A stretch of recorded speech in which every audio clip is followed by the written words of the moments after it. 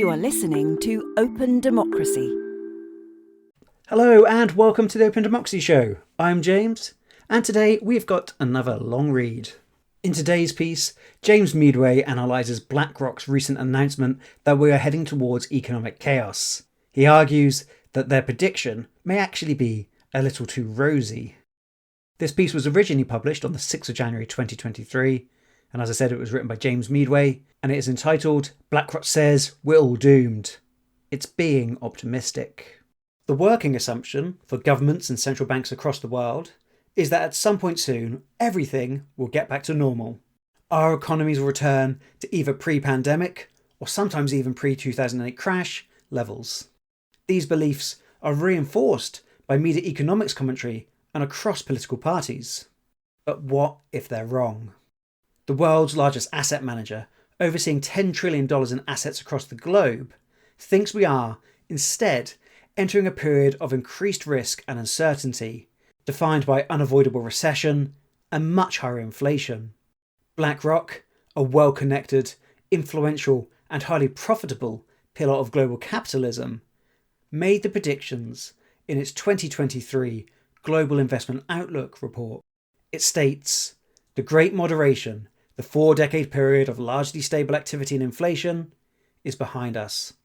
Instead, BlackRock forecasts a new regime with a brutal trade-off, falling living standards for the many, becoming profits for the few.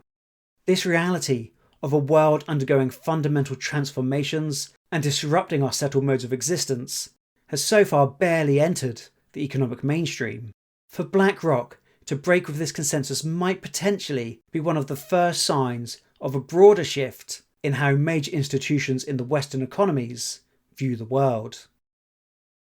Systemic chaos. Annual food inflation in the UK rose to 13.3%, an all-time high, last month, according to trade body the British Retail Consortium, ahead of the official government figures out later this month. This situation, though slightly worse in the UK due to a flawed Brexit deal and the falling value of the pound, critical as a major food importer, is common across the globe. Even as wholesale energy prices have dropped from their summer 2022 peak, the price of food everywhere is soaring. United Nations forecasts show a major risk of widespread famine in the global south over the next year, with harvests continuing to underperform. This global spike in prices over the last 18 months was initially described by the economic establishment as transitory.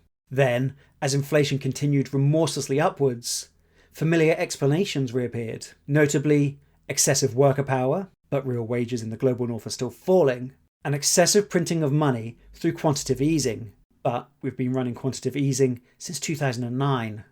The economic profession as a whole, and institutions such as the major central banks, have typically written down the obvious evidence of global instability as temporary factors, rather than something more systemic.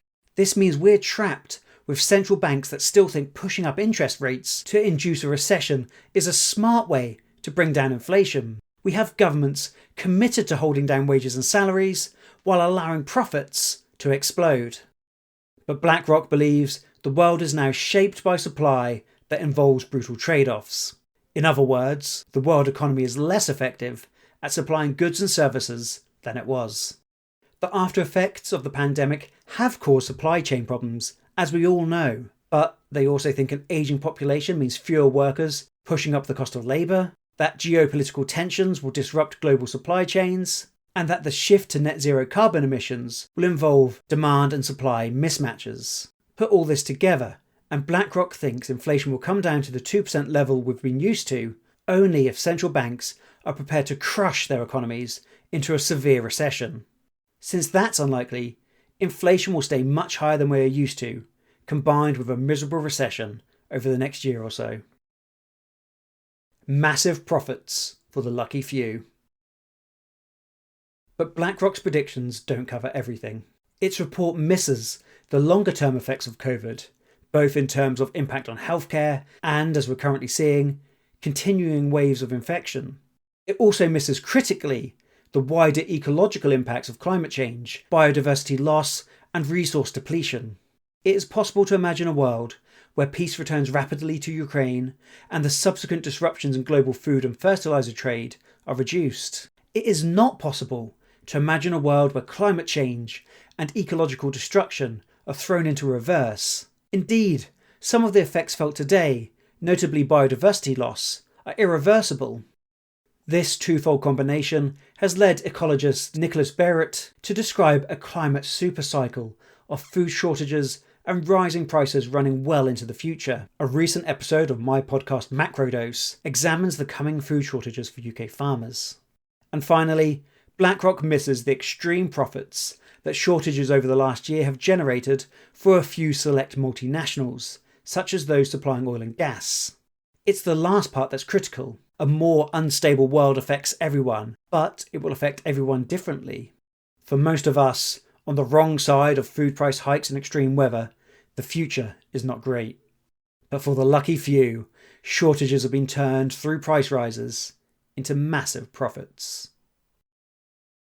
Thanks for listening. As always, if you'd like to read this article for yourself, you can do so at openDemocracy.net. Also, if you enjoyed today's episode and you're not yet subscribed to the podcast, now would be a great time to hit that subscribe button. And if you'd like to stay up to date with the latest Open Democracy content, check us out on social media. Thanks for listening, and have a great day. You've been listening to a podcast supported by Open Democracy. If you liked it, please consider making a small donation to help us do more. As a small media organisation, Open Democracy relies on the backing of people like you to keep going. Go to openDemocracy.net now to support our work. And one more thing, to avoid missing out on future episodes, don't forget to subscribe to this show in your favourite podcast app.